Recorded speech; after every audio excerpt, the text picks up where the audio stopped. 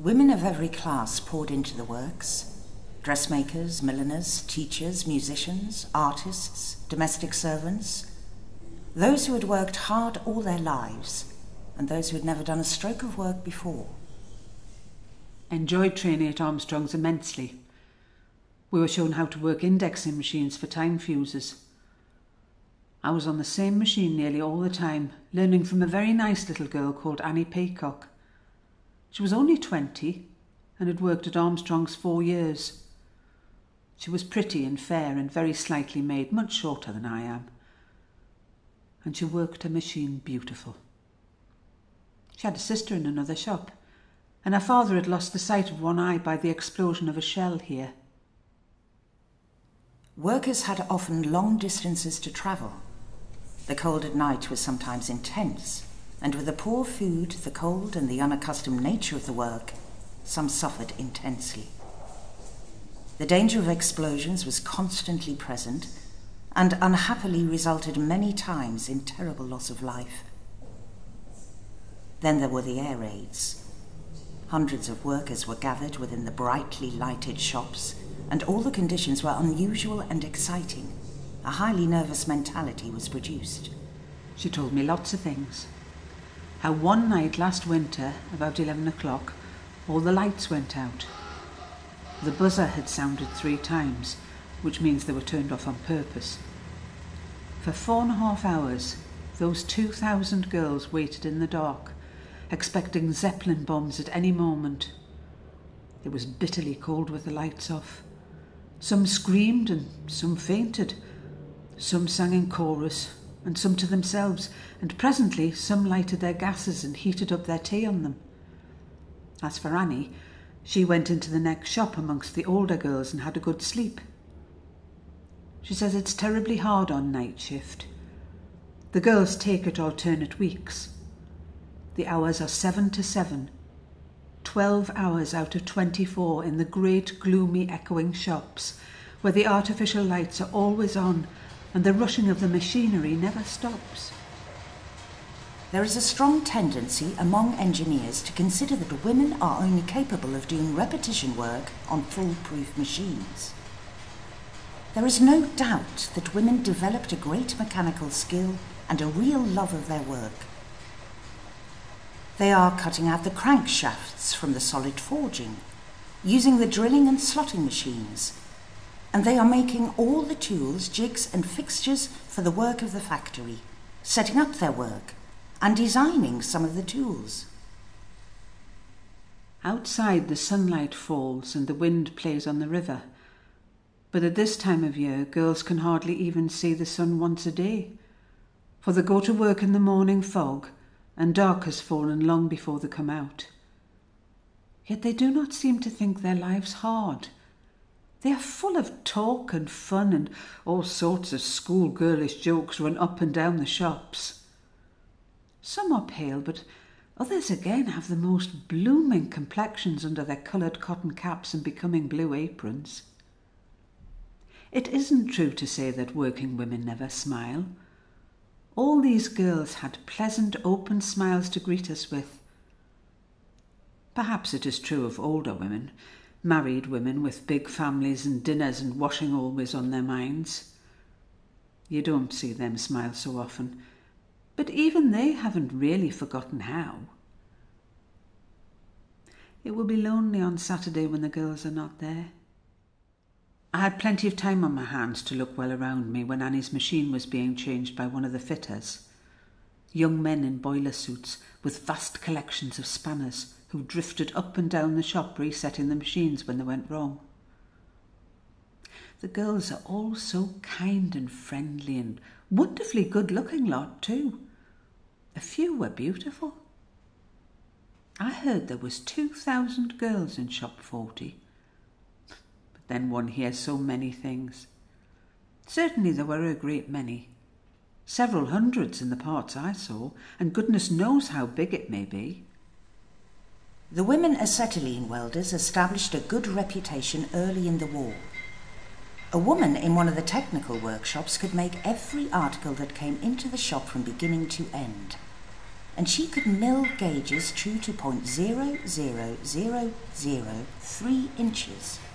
And if you look up into the mysterious heights above, you see all the belts, big and little, broad and narrow, turning, and the dim shapes of the big power wheels above. And all the while the wheels clatter, and the tongues chatter on the benches, and the electric lights in the roof glare with great eyes down on you, while one little light carefully watches over each machine. There's an overhead lift in the next shop, and you can look over the partition. It's quite low, and see it hurrying up and down, carrying great shells and lumps of metal and all kinds of things, and dropping them gracefully in the right spot. As for the people who live there, they are nice. "We are all friends here," said one of the girls, and indeed it seems to be, with one or two exceptions, such as a Belgian, who the girls are sure must be half German, because he is so unpleasant, and called one of them an English dog, which was certainly like a German spy in a play. Annie pointed him out to me, and he had a horrid face. I'm sorry I shan't see Annie again, and so was she. She goes on night shift next Sunday evening, so we shall just miss every time. Great hopes were entertained by many women that a new profession was open to them, where they could earn good wages, and where they could have some scope for their skill and intelligence. But with the signing of the armistice, all such pleasant hopes were destroyed. The training schools were closed to women. The trade unions reminded employers of the government pledge to restore trade union rules, and within a few weeks, the demobilization of women dilutees was general. I hate war, and I hate killing, and yet I am right to make munitions. I thought once I could not, but since then I have changed my mind, and the need is much greater, and our men write saying that every shell helps to save their lives. I admire the German women who are working day and night for their men, and shall I not imitate what I admire? I cannot stop the war by holding back, but I, and my like, may shorten this war by working. And I cannot escape blood guiltiness by sitting at home idle. For as I honestly think this war unavoidable and our cause just, I am in soul as guilty of it as the soldiers who are fighting my battles, and the ministers who declared my mind to other nations. Thank goodness I have no time for thinking these things when I'm actually at work. It has been a strange perversion of women's sphere, to make them work at producing the implements of war and destruction, and to deny them the privilege of fashioning the munitions of peace. The women who work so hard to win the freedom of the world may not have freedom at home, to engage in an industry where the wages are promising. It is fully acknowledged that men will not go back to pre-war conditions. They must have shorter hours, more leisure, more wages. But as for women, they are merely told to go back to what they were doing before, regardless of the fact that, like men, they now have a higher standard of life, and that they also wish to have their economic independence and freedom to make their own way without any artificial restrictions. Father's in the hospital, there's accidents a heap. Doctor says he'll save one eye and 3 at school to keep.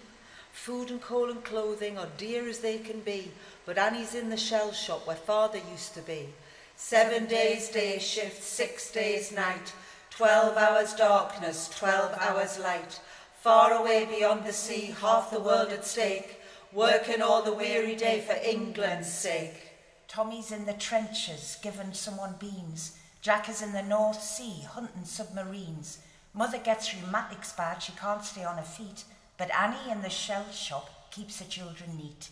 Working from before the light till after day is done, Annie in the winter time hardly sees the sun. But though amid the roaring wheels not a note is heard, Annie in the shell shop sings like any bird. Are you shocked when Annie at the picture hall is seen? Pray, didn't you enjoy yourself when you were 17? Leave the old to scrape and pinch against an evil day. Annie from the shell shop has earned an hour's play. More and more munitions, so the soldiers plead. Armies in their thousands are making good the need. Who says we'll be beaten? We know it isn't true. Annie of the shell shop is gonna see us through. 7 days day shift, 6 days night. 12 hours darkness, 12 hours light. Somewhere out across the sea, half the world's at stake. Working all the sleepy night for England's sake.